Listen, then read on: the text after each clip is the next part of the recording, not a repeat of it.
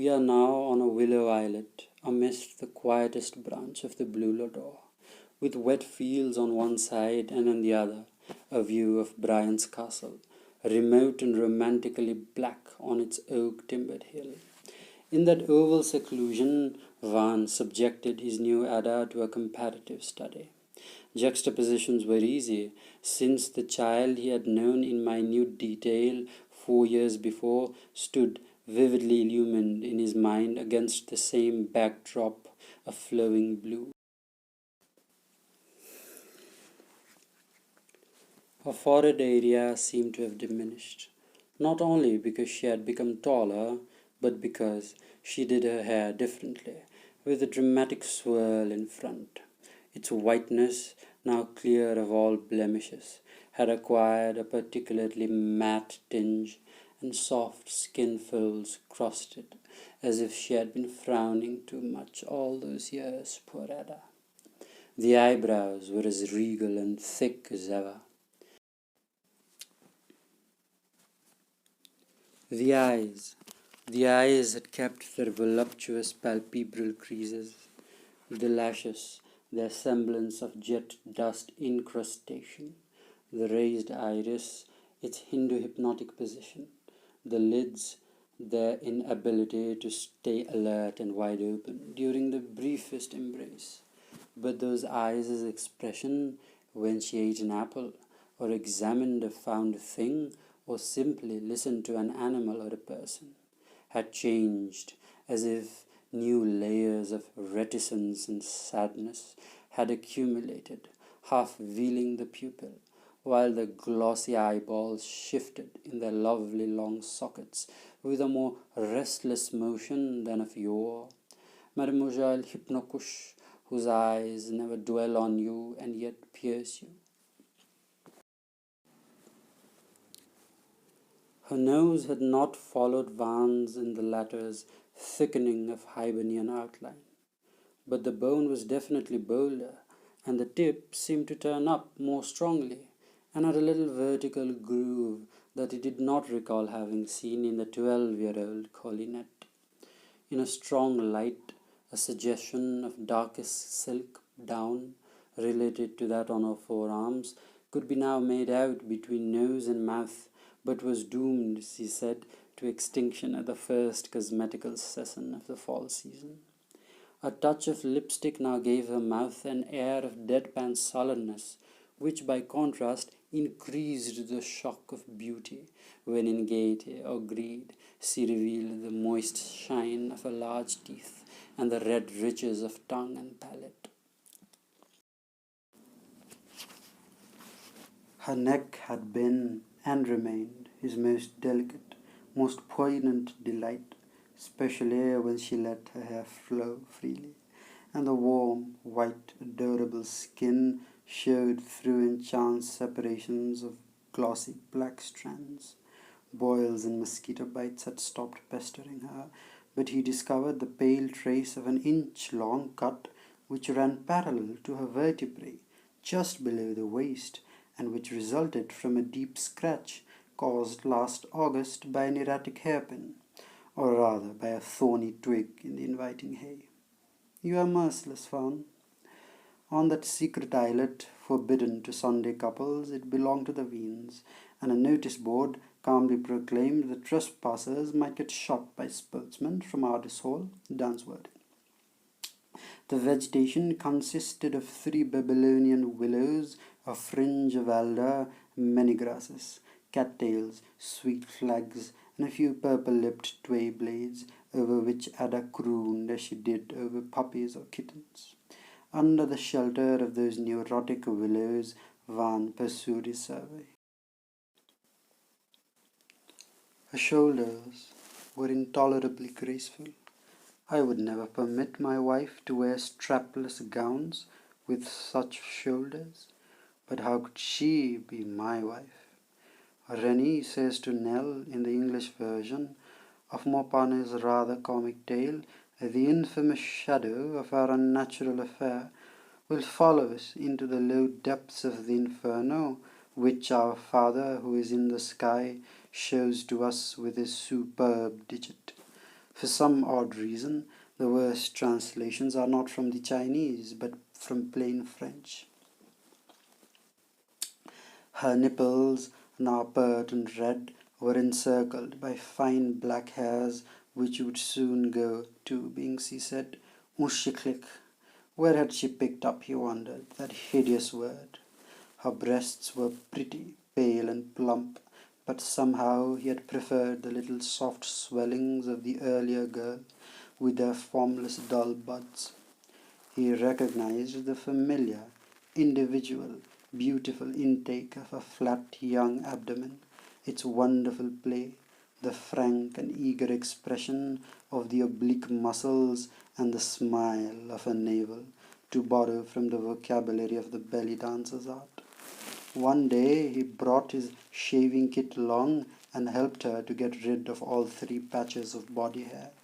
"Now I'm Shekha," he said, "and you are his Ada, and that's your green prayer carpet." Their visits to that islet remained engraved in the memory of that summer with entwinements that no longer could be untangled. They saw themselves standing there, embraced, clothed only in mobile leafy shadows, and watching the red rowboat with its mobile inlay of reflected ripples carry them off, waving their handkerchiefs. And that mystery of mixed sequences was enhanced by such things as the boats floating back to them while it still receded, the oars crippled by refraction, the sunflakes now rippling the other way like the strobe effect of spokes, counterwheeling as the pageant rolls by. Time tricked them, made one of them ask a remembered question, caused the other to give a forgotten answer, and once in a small alder thicket, duplicated in black by the blue stream, they found a garter which was certainly hers. She could not deny it, but which Van was positive she had never worn on her stockingless summer trips to the magic islet. Her lovely strong legs had, maybe, grown longer, but they still preserved the sleek pallor and suppleness of her nymphet years. She could still suck a big toe. The right instep and the back of her left hand bore the same small, not over conspicuous, but indelible and sacred birthmark with which nature had signed his right hand and left foot. She attempted to coat her fingernails with Scheherazades lacquer, a very grotesque fad of the 80s, but she was untidy and forgetful in matters of grooming. The varnish flaked off, leaving unseemly blotches, and he requested her to revert to her lackluster state. In compensation, he bought her, in the town of Ardor, the rather smart little resort, an ankle chain of gold, but she lost it in the course of their strenuous trysts, and unexpectedly broke into tears when he said, "Never mind, another lover some day would retrieve it for her." Her brilliance, her genius.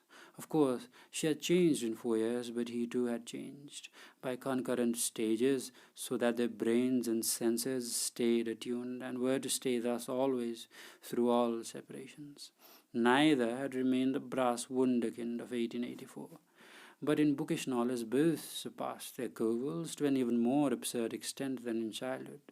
And in formal terms, Ada, born on July 21st, 1872, had already completed her private school course, while Van, her senior by 2 years and a half, hoped to get his master's degree at the end of 1889.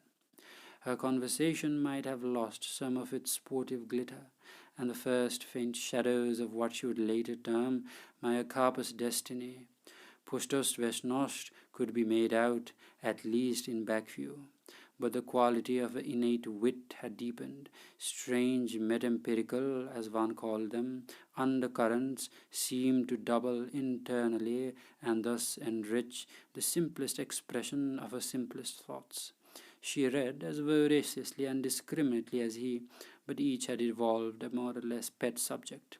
He, the terrological part of psychiatry, she, the drama, especially Russian. A pet he found pat in her case, but hoped would be a passing vagary. Her Florimania endured, alas, but after Dr. Krolik died in 1886 of a heart attack in his garden, she had placed all her live pupae in his open coffin, where he lay, she said, as plump and pink as in vivo.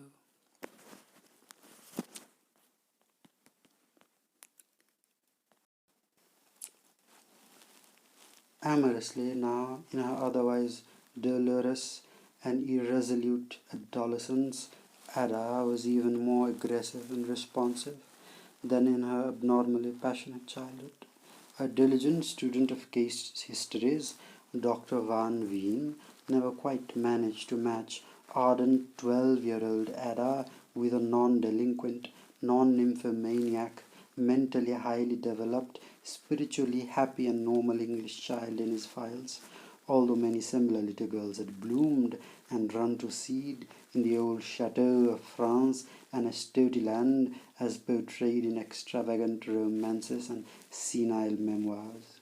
His own passion for her Van found even harder to study and analyze. When he recollected caress by caress his Venus villa sessions, earlier visits to the river houses of Rata or Livida, he satisfied himself that his reactions to Ada remained beyond all that, since the merest touch of a finger or mouth following a swollen vein produced not only a more potent but essentially different delicia than the slowest Winslow of the most sophisticated young harlot. What then was it that raised the animal act to a level higher than even that of the most exact arts or the wildest flights of pure science? It would not be sufficient to say that in his love-making with Ada he discovered the pang, the orgon, the agony of supreme reality. A reality, better say, lost the quotes it wore like claws, in a world where independent and original minds must cling to things or pull things apart in order to ward off madness or death, which is the master madness. For one spasm or two he was safe. The new naked reality needed no tentacle or anchor. It lasted a moment, but could be repeated as often as he and she were physically able to make love. The color and fire of that instant reality depended solely on Ada's identity as perceived by him.